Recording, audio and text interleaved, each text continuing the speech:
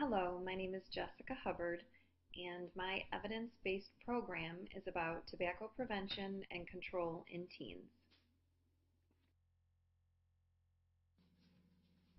Introduction and goals. This evidence-based initiative is based on tobacco prevention and control, with the target population being teens. For each adult who dies prematurely from tobacco use, more than 2 teens become their replacement smokers. 3,200 teens smoke their first cigarette each day in the United States, and 2,100 teens who are first-time or occasional smokers will become full-time smokers.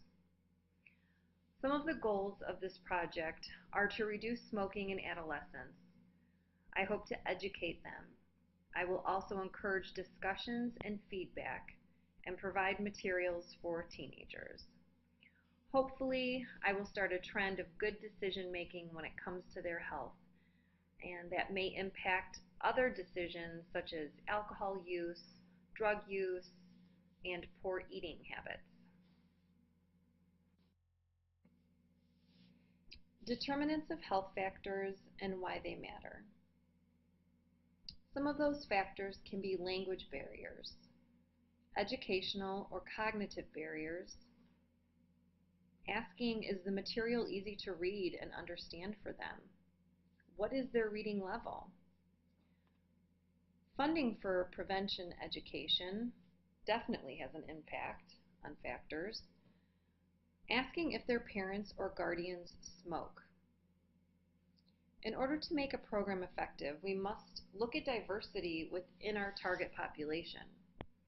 Not all teens share similar backgrounds, socioeconomic status, or ethnicities, and it is important to be inclusive when addressing teenagers.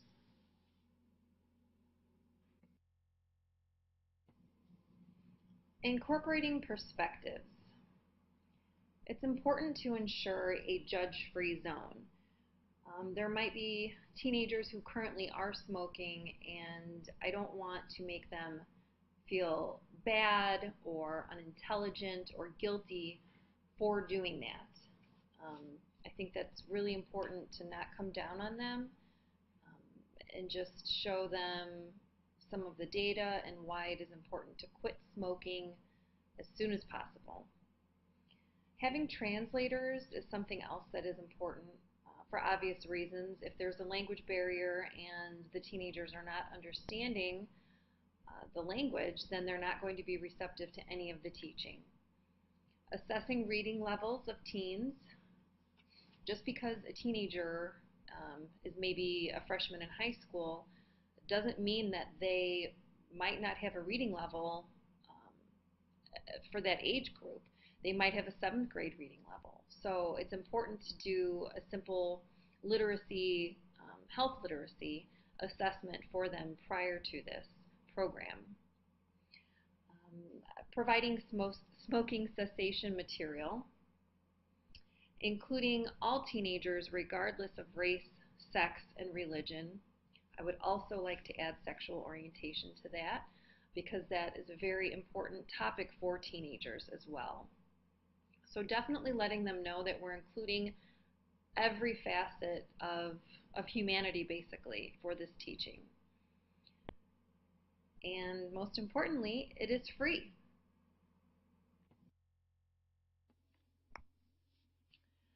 Some of the key players in development and the stakeholders in regards to this program. Some of the key players are nurses, physicians, therapists, and pretty much anyone that is volunteering their services to help with it. Why are these people important?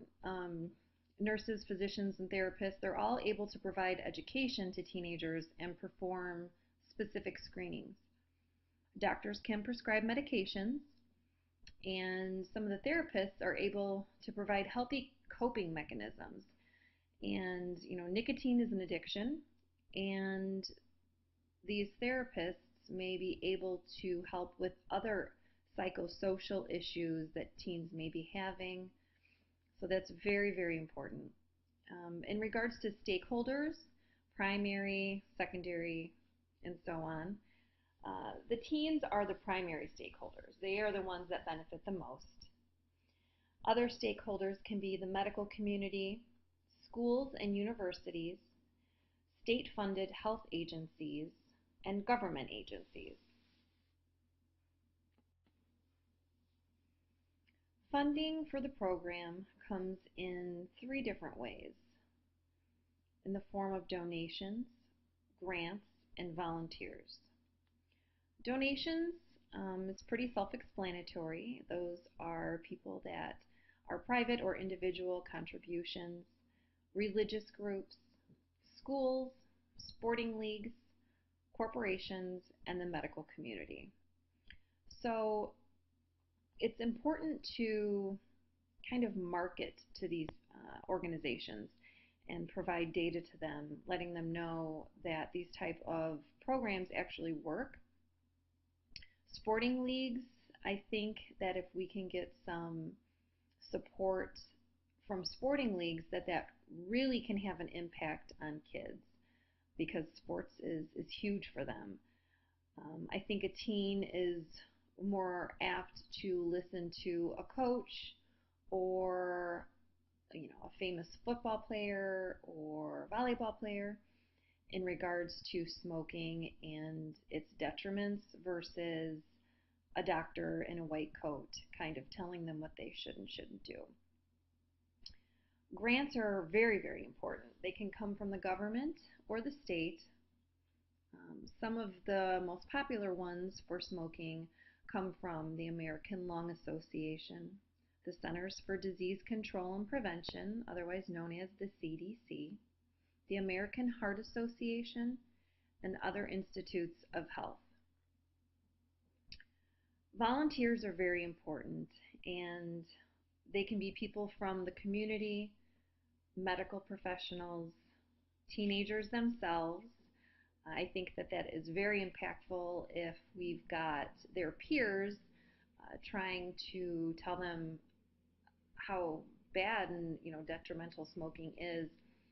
And cancer survivors and similar spokesmen and women, I believe, also have an impact, because when you've got real life situations and scenarios that are presenting themselves to these teenagers, I feel that they can be very empathetic and understanding to it, and I think that can be very impactful also.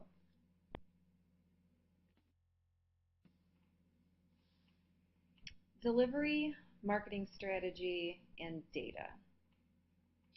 It's important to provide robust data as a marketing tool and strategy for donors, volunteers, and for grant writing.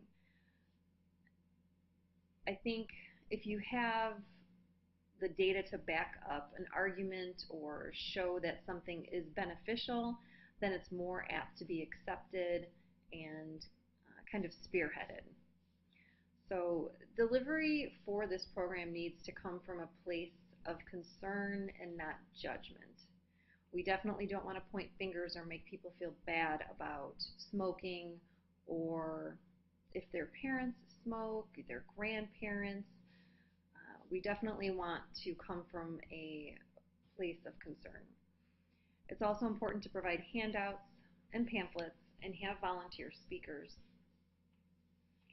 And it's nice to have a giveaway or takeaway items for the community sponsors, such as pens, notebooks, mugs, etc. Everybody likes kind of free things. So, and listening to their concerns about the subject, and definitely allowing time for discussion and questions and answers so you can engage with those teenagers.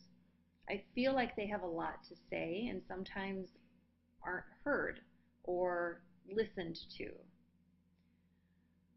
In regards to the data, worldwide, tobacco use causes 6 million deaths annually, and it's projected that 8 million deaths will occur by the year 2030.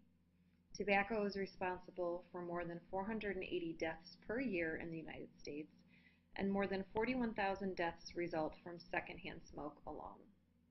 1 in 5 deaths annually, or 1,300 deaths every day, happen as a result of a tobacco-related illness.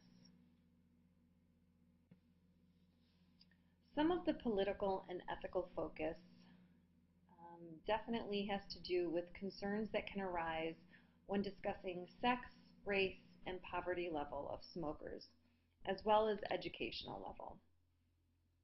People who view the delivery of this program, they could feel singled out or exploited. And it's important to include diversity in the delivery, but also critical to educate teens on the statistical significance. I think it's important that we let them know that we are not making these numbers up, that according to the CDC, American Indian males below poverty level are at the highest percentage of tobacco users. And families that fall at poverty level or below have the highest incidence of using tobacco. Also, individuals who use tobacco are more likely to lack college degrees or have higher degrees of education. Now, I can see how that might offend some people. They might feel like they are being excluded, possibly even belittled or made fun of because we are pointing out things like poverty level, definitely not having a higher degree of education. Not that this is saying that people who have doctorates don't smoke, because that's simply not the case, but statistically, you can't argue with the numbers. Definitely not from the Centers for Disease Control and Prevention.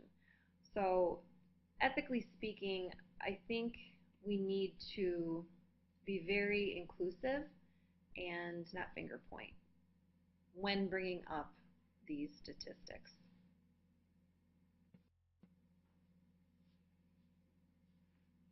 Some contributory factors are political, economical, and social. In regards to the political factors, the tobacco industry has been a major player in congressional campaigns. There is a map online, it's an interactive map, and it actually will show you how much money your senators and your political figures have accepted from big tobacco companies. When I looked at this, it was kind of eye-opening and very disappointing, actually, because when you've got politicians that are stating that they're concerned about the welfare of our children, and yet they're accepting donations from these huge tobacco industries, and they're accepting hundreds of thousands of dollars, it kind of negates exactly what they are campaigning. It's a little disheartening. And economically, we have to understand that the tobacco industry provides jobs to people working in that industry. It creates massive amounts of revenue for the tobacco industry. An increasing cigarette tax increases state revenue. So there's obviously going to be some kind of pushback from the big tobacco companies about increasing the taxes on tobacco use. It would be very beneficial for the state, much like the sugar tax that's going on in Illinois right now. And socially, smoking is a very social habit. People who smoke usually accept others that smoke and kind of form bonds, very similar to coworkers that smoke. They take smoking breaks together, and sometimes friendship is formed based on that habit, ironically. And drinking and smoking can go hand in hand. There's a lot of people that when they drink, they need a cigarette, and they're kind of a social smoker. Now, I'm hoping that teenagers are not drinking alcohol and smoking, but I am also a realist and I understand that this type of activity happens. Um, so, impressing upon them that these two behaviors are not beneficial for them is very important with this project. So, with every project, there's the possibility of opposition. Three categories that I could think of with possible opposition are cultural sensitivities, parents who smoke, and teenagers themselves. In regards to cultural sensitivities, does teaching teens that smoking is bad conflict with cultural beliefs? My first thought is American Indians and how smoking is part of their ritual. Um, Children smoke, and it is not looked at as a negative. There may be pushback from certain cultures that embrace tobacco use. Parents who smoke, they may feel this project casts them in a bad light. They could feel that this undermines their ability to educate their own children, and they might not think that smoking is that much of a health hazard. I would find that very hard to believe, but I think that denial is a very powerful thing. Teens themselves could be resistant to the education. They might not want to be told what to do, and they could still think that smoking is cool.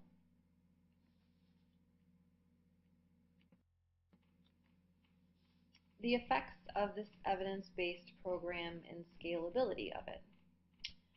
In regards to the short-term effects, it can provide immediate education, and it shows acknowledgement that there is a need for smoking cessation and prevention.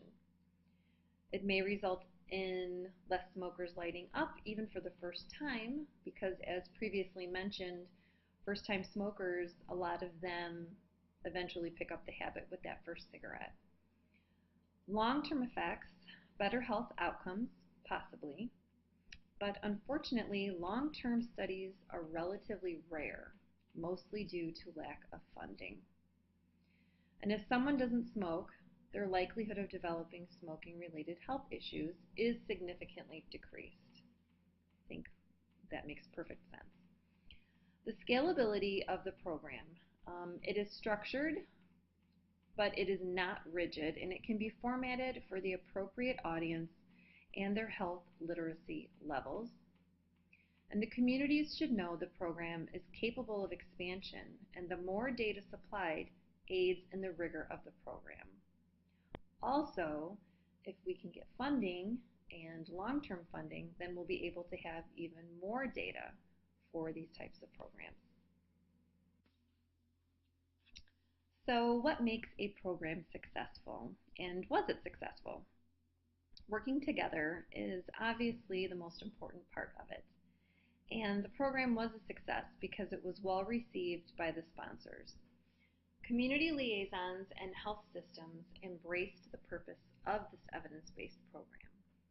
A decrease in tobacco use benefits adolescents for years to come, and everyone agrees that tobacco use offers no health benefits. Thank you.